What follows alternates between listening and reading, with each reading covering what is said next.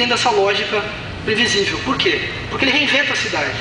Ele tem uma série de comportamentos que driblam, né, esses controles da cidade. Mas eu acho importante não romantizar também. Eu acho que tem toda a razão que o André colocou, que o morador de situação de rua tem dois lados. É um pouco paradoxal. Ele tem um lado privação, né, que ele é a luta pela sobrevivência, a lei da sobrevivência, né? Ele está a todo momento ali sendo oprimido, sob risco de vida, com inúmeras dificuldades, e sofrendo na pele as paranoias, as neuroses, as psicoses, né, que circulam, né? Até no ponto de vista espiritual, por assim dizer, né, os eguns, né, eles que circulam pelas praças e pelas ruas, eles vivem isso, né, ele sofre isso na pele, mas ao mesmo tempo ele tem uma potência, o morador em situação de rua, bem como todas essas outras figuras de existência. E a potência dele é essa, a vida dele é uma luta. Ele luta para se alimentar, ele tem que lutar, para ir ao banheiro ele tem que lutar, para dormir ele tem que lutar, para poder amar ele tem que lutar. Para você amar na rua, é uma luta, não é fácil, é uma grande resistência que ele tem que criar alguma coisa que todos estão contra ele. Então o morador em situação de rua, ele tem uma potência ali, grande, né? Apesar de toda essa privação, apesar de todo esse sofrimento que de fato acontece. Mas muitos são os moradores de rua, como os camelôs, e como os artistas de rua, e como todas essas figuras que eu citei, que afirmam isso. Olha, eu quero continuar criando e recriando minha vida aqui. Eu não quero entrar nessa vida previsível, codificada e ordinária, de sair de casa às 5 horas da manhã para pegar 2 ônibus, para chegar num trabalho ser explorado por um patrão filho da puta, até às 6 horas da tarde, e só ter tempo de chegar em casa, tomar um banho e assistir a novela, e assistir a televisão. E aí vou dormir porque eu tenho que estar bem para o dia seguinte. Ele não quer isso.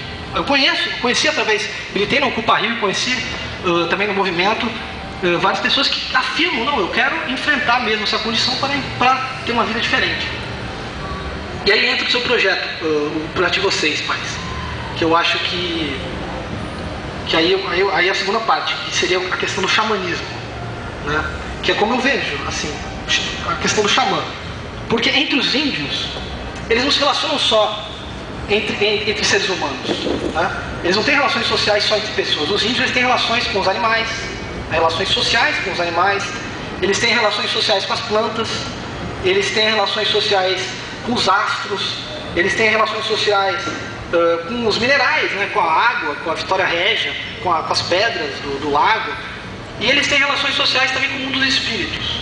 Eles comunicam o tempo todo com o mundo dos espíritos. Então, a gente acha que os índios, a gente não, mas toda uma tradição conservadora, indigenista, coloca os índios como crianças, assim, no sentido de serem primitivos. Mas na verdade a sociedade indígena, né, esse regime amazônico de relações, ele é muito mais rico que o nosso.